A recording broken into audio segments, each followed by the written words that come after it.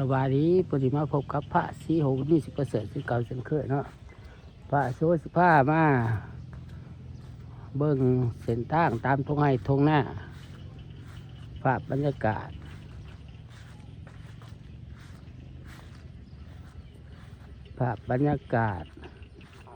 เส้นทางตามทงไห้ทงหน้า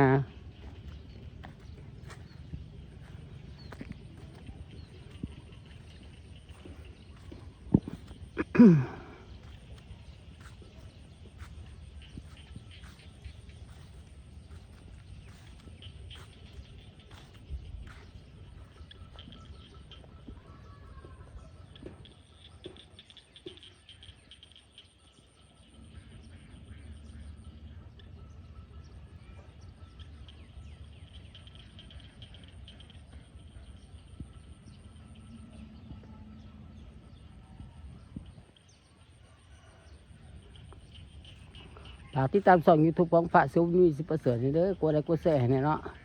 กดติดตามให้แน่เป็นกำลังใจให้พระศรีโหบุญมีสิประเสริฐแน่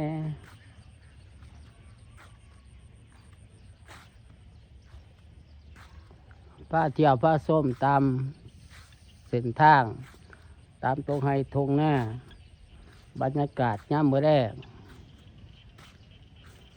บรรยากาศย่ำมื้อแรกเนาะ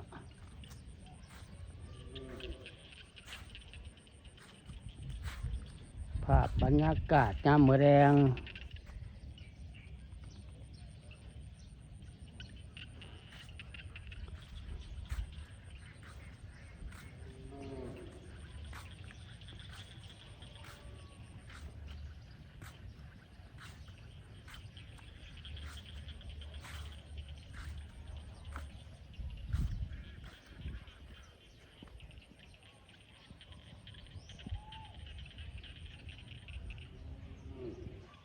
ฝากติดตามช่อง YouTube ของพระศรีโหบุญมีสิประเสริฐนี่เด้อกดไลค์กดแชร์ให้แน่เนาะ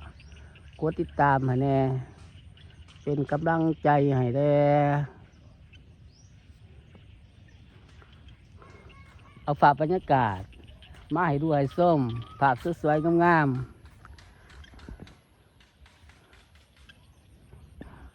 ๆบรรยากาศย่ำมื้อแรกเนาะ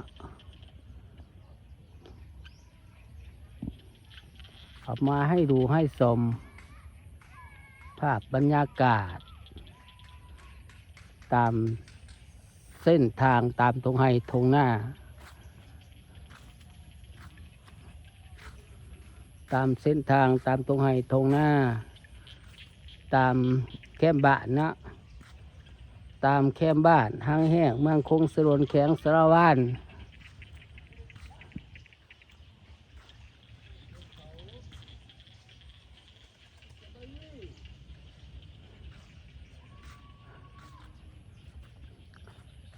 ภาพบรรยากาศ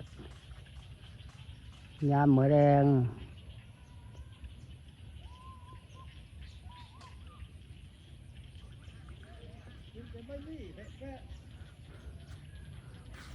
สวัสดีไปสักไง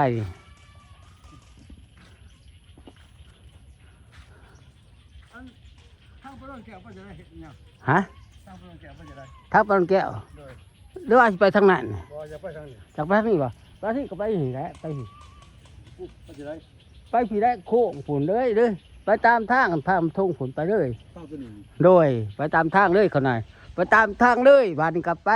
แต่ข้างขึ้นจะโค้งมาพี่ ได้เบื้องซ้ายบาดน่ะอันเมื่อไรไปเบื้องนี่ได้ฝุ่นไปฝุ่นเลยไปสุดบันทงจังแบะ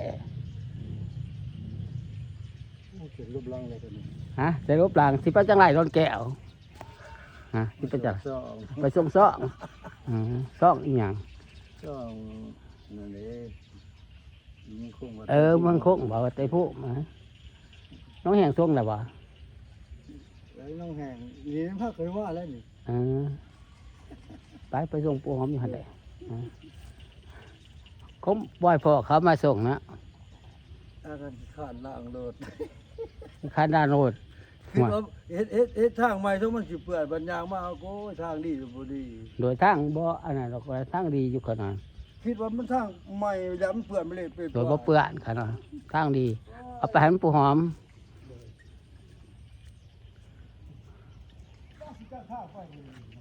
จักไปเลย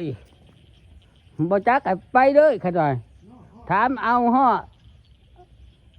มันจังเห็นบอนไม้เลยเขาหน่อยภาพบรรยากาศตอนแรกเนาะลามา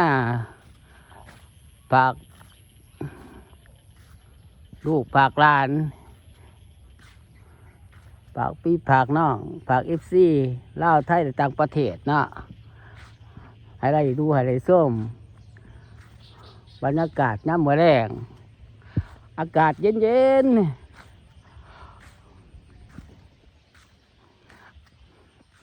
ธรรมชาติสวยงามบ้านนอกบ้านนาเนาะบ้านนอกบ้านนา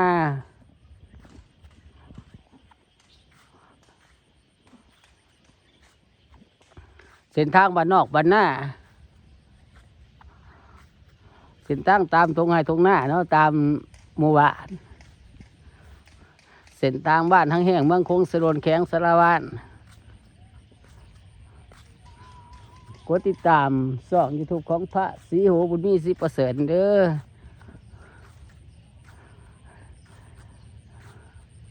เป็นกำลังใจให้ได้กดไลค์กดแชร์ให้เด้อ FC ลาวไทยและต่างประเทศ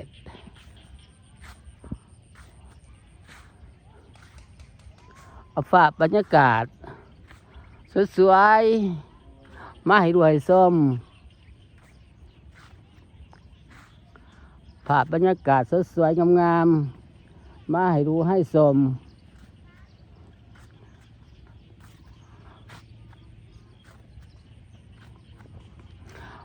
เขามาดูว่าส้มกันเด้อ FC ลาวไทยและต่างประเทศเขามาดูว่าส้มกันเข้ามาดูมาชมน้ำกัน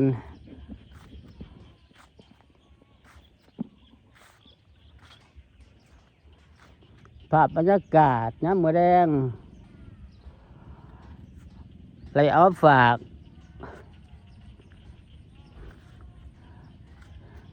FC ลาวไทยและต่างประเทศ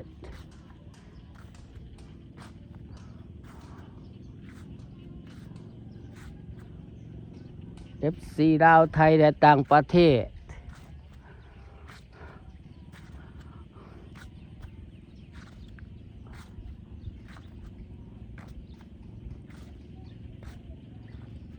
ตามเส้นทางเนาะตามเส้นทางตามทงไห้ทงหน้าบรรยากาศตามเส้นทางตามทงไห้ทงหน้าบรรยากาศตามเส้นทางตามทงไห้ทงหน้าฝากบรรยากาศงามๆฝากบรรยากาศงามๆสวยๆ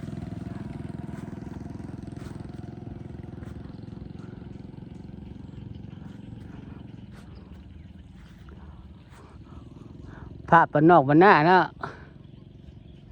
บ้านนอกคอกหน้า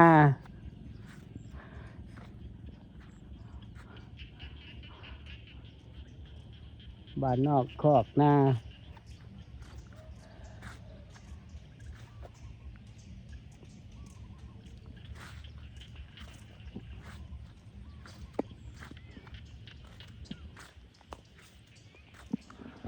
คลิปนี้ก็ฝากสู่โคราชไปก่อนบ๊ายบาย